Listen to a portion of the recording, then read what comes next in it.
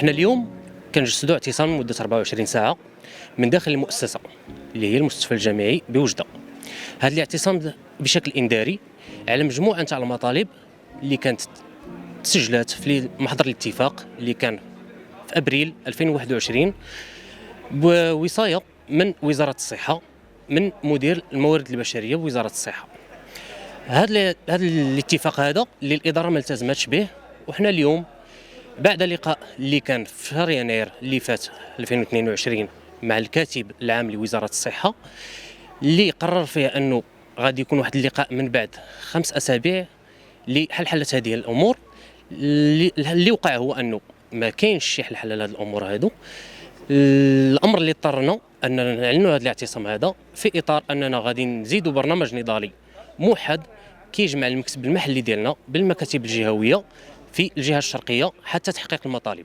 يعني هذا الاعتصام اللي داروا الاتحاد المغربي للشغل الجامعه الوطنيه للصحه، المكتب الموحد للمستشفى الجامعي، يعني جاء هذا الاعتصام جاء كنتاج تعنت الاداره على الملف المطلبي اللي من بين النقط ديالو يعني فتح حركه انتقاليه شفافه للشغيله، كذلك صرف التعويضات يعني نتاع الحراسه ونتاع المداومه اللي متراكمه كاينين يعني بالنسبه للتقنيا من 2014، وكذلك يعني حنايا في اللجنه المحليه للتقنيين كنطالبوا ايضا بصرف التعويضات عند الصندوق اللي هي كذلك متراكمه من 2014.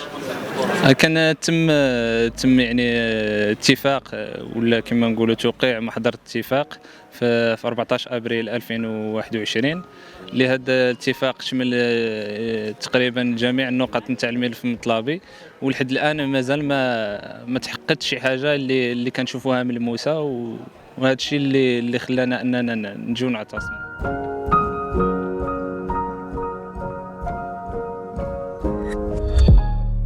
ما تنساش تشترك في القناة وتفعل الجرس باش يوصلك جديد الفيديوهات من هسبريس.